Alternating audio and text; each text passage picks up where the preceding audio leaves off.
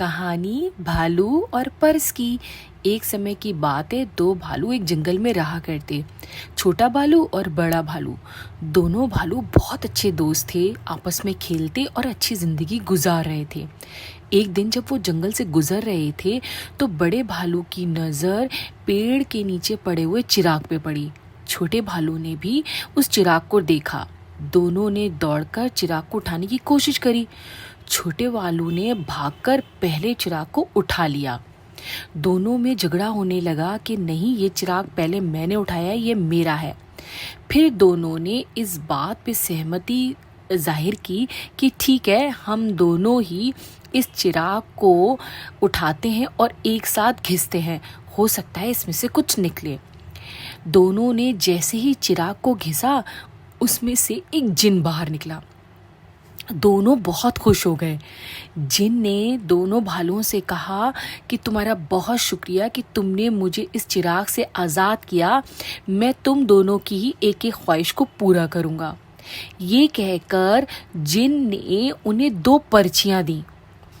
पर्चों को देखकर बड़े भालू ने कहा कि पहले पर्चा मैं उठाऊंगा, क्योंकि पहले चिराग को मैंने देखा था। छोटे भालू इस बात पर राजी हो गया। उसने कहा ठीक है, पहले पर्चा आप उठा लो।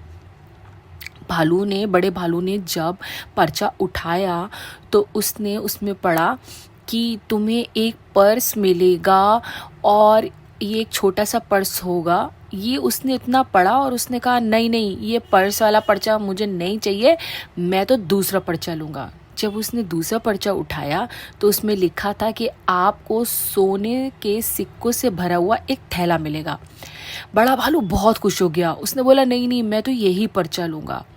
छोटे भालू ने कहा ठीक है, वो उसने दूसरा पर्चा ले लिया। बड़े भालू ने छोटे भालू से कहा मैं उम्मीद करता हूँ कि तुम इस बात पे नाराज़ नहीं हो। छोटे भालू बोला नहीं नहीं, मैं इस बात पे बिल्कुल नाराज़ नहीं हूँ। ये कह के दोनों अपनी अपनी चीज़ें लेकर अलग अलग रास्ते पे निकल गए और जिन वहाँ से चला गया। बड़ा भालू, जिसे सोने के सिक्के मिले थे, अब वो बहुत ऐशो आराम से अपनी ज़िंदगी को काट रहा था। उसने बहुत सारे नौकर रखे जो उसका काम करते और वो बस मज़े से बैठकर खाता।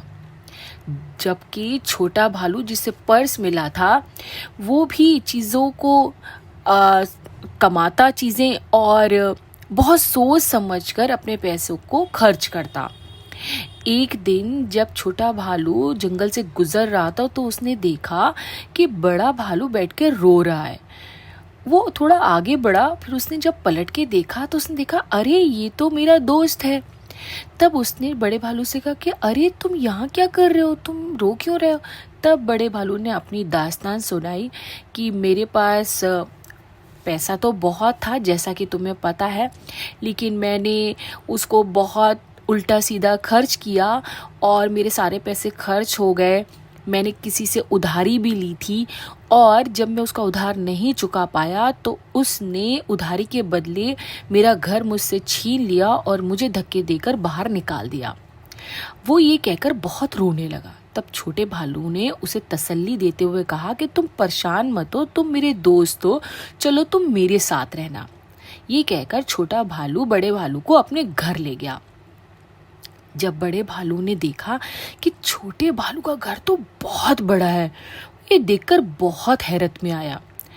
तब उसने छोटे भालू से पूछा कि तुम्हारे पास तो सिर्फ एक छोटा सा पर्स था, जबकि मेरे पास तो इतने सोने के सिक्के थे, और ऐसा क्या हुआ कि तुम्हारा घर तो बहुत अच्छा है, तुमने तो बहुत अच्छा बना लिया है, ऐसा क्या हुआ।